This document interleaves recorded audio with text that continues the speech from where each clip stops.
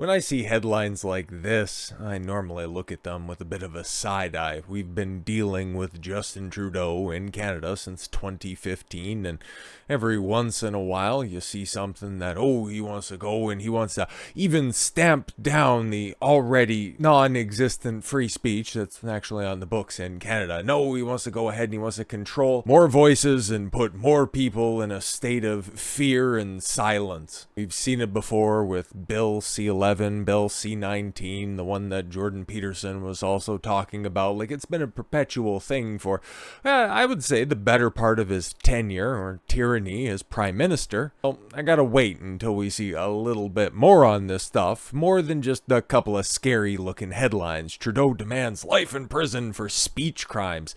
What are we even talking about? And then you start to have some more credible voices perk up and pine on this. A new hate speech law is required to protect children online, says Canada's Justin Trudeau, but it's not. Harming kids is already illegal.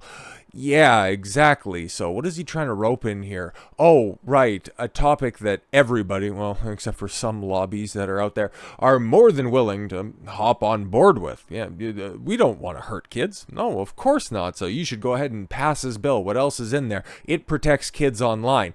Isn't that already covered by multiple what? You want kids to be in danger? See, this is the tactics that they employ, either by naming the bill, the proposed bill, with something that is going to further safety, help out certain people, keep people safe. That's always how they want to go ahead and present that. But in actuality, was there anything? I will posit you this. Was there anything patriotic about the Patriot Act?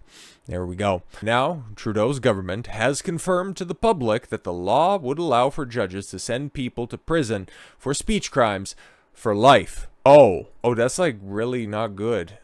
Speech crimes. So how does that specifically help kids online? Yeah, exactly. See what's going on? New liberal online harms bill to make online hate punishable up to life in prison. This is from the National Post, okay? The federal government labeled its long-awaited online harms bill on Monday, which is already shaping up to be one of the most delicate political battles over freedom of expression on the internet, while also aiming to provide more protections for children on the internet.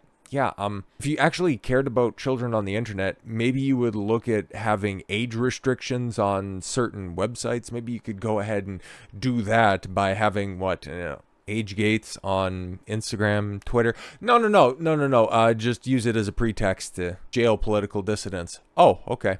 Bill C-63, that's the one that we're going to be talking about here, aims to force social media user-uploaded adult content and live streaming services.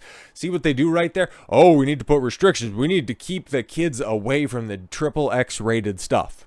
Well, yeah, okay, there's age restriction. And then also live streaming services. Oh, that's so much more broad. Oh, okay. To reduce exposure to online content deemed harmful. Well, what exactly is harmful? Whatever the Liberal government decides is harmful. To strengthen the reporting of corn, and to better address hate propaganda and provide recourse to victims of online hate. So if I have a video that gets ratioed, if I have a comment section that is fervently against what I'm saying, would I be a victim of online hate? All of those things have happened, and frankly, I'm none the worse for them because I don't care. My ability to publish a video to whoever decides to click on it, here's the thing, man. You might not like my opinion. You might not like the subject material, but guess what? I'm also not forcing you at gunpoint. I'm not creating victims by making anybody watch my videos. So how does this work? It also amends the criminal code to create a new standalone hate crime offense that would allow penalties of up to life imprisonment. Can you believe this? To deter hateful conduct. Oh, great. As well as raise the maximum punishments for hate propaganda. What exactly is that? Anything that goes against the government narrative. I wish I was being hyperbolic. Offenses from 5 years to life imprisonment for advocate. Oh, there we go right there. Advocating genocide. Well, wonder how many anti-white calls to violence that you can find all over the internet. I wonder how many of those will be properly policed under these, fair and equitable laws. Oh, right, none. It'll just be the same people going, well, I've got this calculator, and I'm just trying to wonder. You said 11 crematoriums, and if they were run, anyways. I'm a father of 2 youngsters, and like parents and grandparents around Canada, I'm terrified by the dangers that lurk on the internet for our children," said Justice Minister, very Canadian name here, Arif Virani, on Monday, as the Liberals unveiled the bill. Interesting. Okay, I'm a father of youngsters, and I'm terrified about the dangers. You're a parent. It's your responsibility to raise your children appropriately, to put up those guardrails, bubble wrap the corners as you wish, not force your ideology down everybody else's throat. I'm also a Muslim. I don't care. Hatred that festers online is radicalizing people, and that radicalization has real-world impacts in my community, or for my community. Where? Can you point to any examples? And for so many other communities. Well, I can point to one example, but you're not allowed to talk about that because that would be deemed negative underneath this law, right? Free Palestine. Harmful content is defined in the legislation as content that incites violence. What does it mean to incite violence? Don't know. Don't care. That foments hatred and incites violent extremism or terrorism. Yeah, all of those, by the way, inciting violence is not protected speech. That is a crime. You have to do this again. Oh, you want to do it specifically for the internet? Fantastic. Is used to bully a child. Oh, okay. And yeah, victimizes a child in a very disgusting way. All of which are crimes. I don't know why we need more laws on the books. Oh, you need palatable issues in order to push more radical ideas.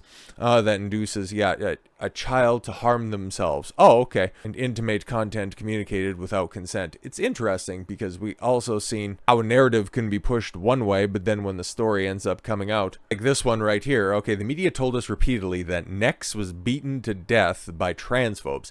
They told us libs of TikTok was at fault. See the parallels that we have right here? They told us that it could have been stopped if everyone just affirmed trans kids. Turns out Next Benedict actually died of an overdose, started the fight, and was fine immediately after the incident, and then, yes, regrettably took their own life like 42% of the time, all the time. It was the original narrative. You would have had to adhere to it, even if you knew different. Otherwise, you could face, and I wish I was joking, life in jail. And if you don't think that backdoor ways of censoring speech, not just online, but in everyday life, isn't coming to the United States, House bill passes a ban on TikTok unless the app is bought by a U.S. company. Shutting down companies. Oh, there's a fear of spying. Oh, right, because Meta has never had gigantic leaks. It's not like, Facebook, Instagram, different Google platforms. It's not like they're openly selling off your information, but we're so concerned about TikTok. But shout out to Jake Shields for highlighting this. But major U.S. Which group is this? Backs bipartisan bill that could see TikTok banned. Oh, that's interesting. How immediately you get this bill to have TikTok sell off their interest.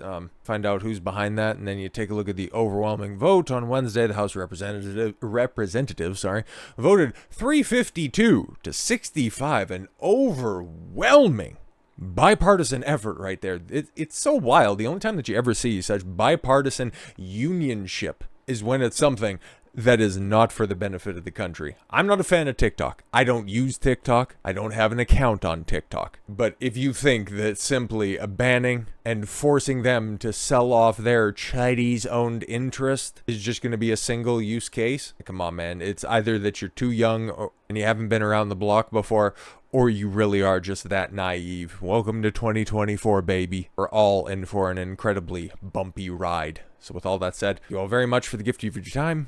I've been Don Consuelo, and hopefully I'll be able to not mutter through the rest of the outro. I've been Don Consuelo. I want you to follow your gut and get after it. Take care, everyone.